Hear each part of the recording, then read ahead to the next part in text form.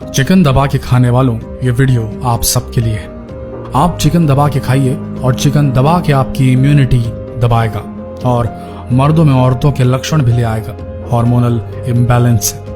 जी हाँ, ये एक सच है। चिकन खाने से 26 वर्षीय एक युवक के स्तन कथित तौर पर असामान्य रूप से उभर आए। युवक के चिकित्सक के मुताबिक ऐसा उसके चिकन में हार्मोन के कारण हुआ। ये तो एक केस था, न जाने कितने केसेस, कितने बॉडी बिल्डर्स इस समस्या से त्रस्त हैं। जैसे ही जिम छूटा, हार्मोन के इंजेक्शन लगे चिकन को खाने के साइड इफेक्ट्स झूलती छातियों में दिखने लगते हैं। फार्म में पलने वाले ज्यादातर चिकन के ब्रीड ब्रायलर चिकन के होते हैं, कम जगह में जल्दी बढ़ने वाली ब्रीड। ये तो आज की डेट में हर चिकन खाने वाला समझ चुका है कि फार्म का चिकन और देसी चिकन के न्यूट्रिशन में जमीन आसमान का फर्क होता है।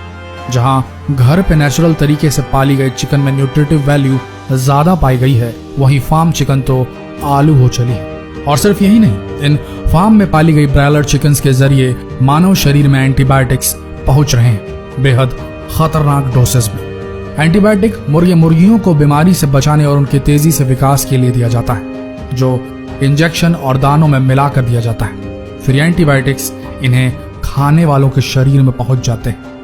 चिकन फार्मिंग में एंटीबायोटिक्स का सबसे ज्यादा इस्तेमाल करने वाले 5 देशों में भारत पहले नंबर पर है।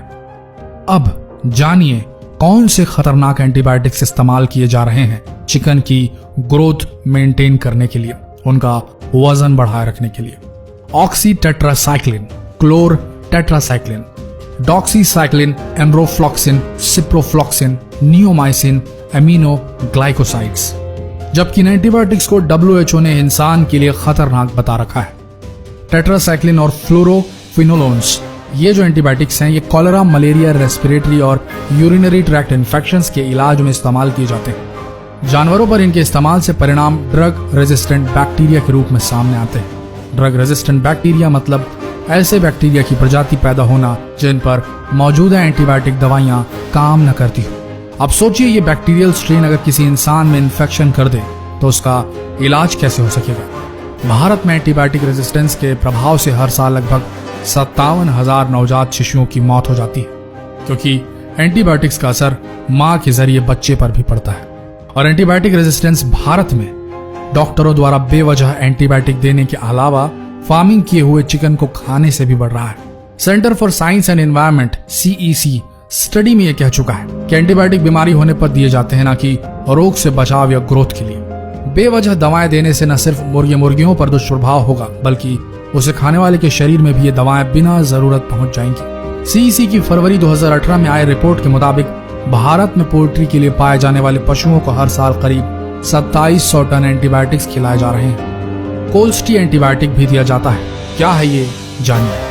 The bureau of investigative journalism के वेबसाइट में छपे रिपोर्ट में यह दावा किया गया कि मुर्गियों को बीमारियों से बचाने के लिए कोल्स्टी नाम का एंटीबायोटिक भी दिया जाता है। इसके अलावा ज्यादा मुनाफा कमाने के लिए इन पक्षियों का वजन जल्द ही बढ़ जाए, इसके लिए भी इस एंटीबायोटिक का इस्तेमाल किया जाता है।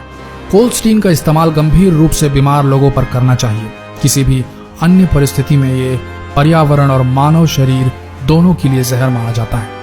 कोल्स्टीन को डॉक्टर्स लास्ट होप एंटीबायोटिक भी कहते हैं, जिसका इस्तेमाल गंभीर रूप से बीमार लोगों के इन्फेक्शन को दूर करने के लिए किया जाता है। ये मानव शरीर को दवा प्रतिरोधी बनाता है, यानी कि ड्रग रेजिस्टेंस बनाता है। साल 1940 के दशक से ही मुर्गियों को आर्सेनिक दिया जाता है ताकि बहुत कम दाने देने के बावजूद उनका शरीर और वजन तेजी से बढ़े। इसका मतलब हुआ कि खास किस्म के दड़बों में रखकर पाले जा रहे मुर्गियों को आप कम भोजन देंगे तो भी उनका आकार मन मुताबिक बढ़ जाएगा। इससे पोल्ट्री मालिक की लागत में कमी आती है। अब West Bengal University of Fisheries and Animal Sciences के एक शोधकर्ता ने रिसर्च पेपर जारी कर बताया है कि पोल्ट्री फार्म में तैयार किए जा रहे ब्रायलर चिकन में आर्सेनिक 0.77 ppm यानी कि पार्ट पर मिलियन तक मौजूद है, जबकि अंडों में आर्सेनिक की मात्रा 0.38 ppm यानी कि पार्ट पर मिलियन तक पाई गई है। ये दोनों ही निर्धारित सीमा से बहुत ज्यादा है। अधिकारियों को चाहिए कि वह फौरन पोल्ट्री फार्म पर छापा मारे। आर्सेनिक कितना घातक हो सकता है, शायद ये किसी को बताने की जरूरत नहीं। सिर्फ चिकन खाने वाले लोगों को ही जोखिम नहीं है इससे, बल्कि हम जैसा हर व्यक्ति जोखिम के दायरे में। चिकन के मल का इस्तेमाल खेतों में खाद के रूप में होता है। खेतों की मिट्टी में मौजूद बैक्टीरिया चिकन के मल में मौजूद ऑर्गेनिक आर्सेनिक को इनऑर्गेनिक आर्सेनिक में बदल देते हैं। Science of the total environment में प्रकाशित यूनिवर्सिटी ऑफ एल्बर्टा के एक अध्ययन से पता चलता है कि चूंकि चिकन के मल का इस्तेमाल मिट्टी को उपजाऊ बनाने के लिए खाद के रूप में होता है, सो चिकन के मल के इस्तेमाल वाली मिट्टी में उगे पौधों में आर्सेनिक की मात्रा बढ़ी हुई होती है। इससे लोगों की सेहत को नुकसान पहुंच सकता है। पोल्ट्री से पैदा 70 से 90% आर्सेनिक पानी में घुलनशील है। इसका मतलब है मिट्टी के जरिए यह आर्सेनिक भूमिगत जल में प्रवेश कर सकता है।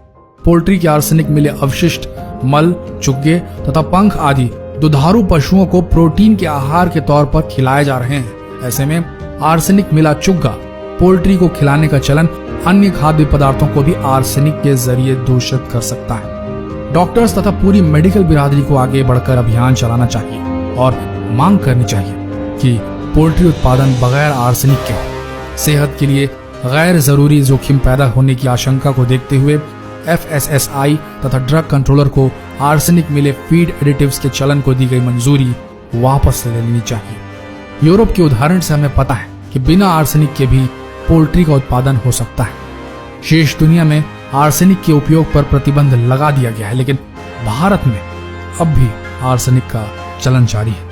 विशेषज्ञों का कहना है कि मुर्गी पालकों को यह भ्रम है कि चिकन को दाने के साथ एंटीबायोटिक्स खिलाने से उनकी ग्रोथ तेज होगी, जबकि एंटीबायोटिक्स किसी प्राणी को बीमारी होने पर दिए जाते हैं, ना कि रोग से बचाव या ग्रोथ के लिए। इस मैसेज को जितना हो सके फैलाइए दोस्तों, क्योंकि जरूरी है यह मैसेज हर पोल्ट्री फार्म मालिक और ग्राहक तक पहुंच जाए। आशा करते हैं आप इस संदेश की महत्ता को समझ रहे होंगे। धन्यवाद।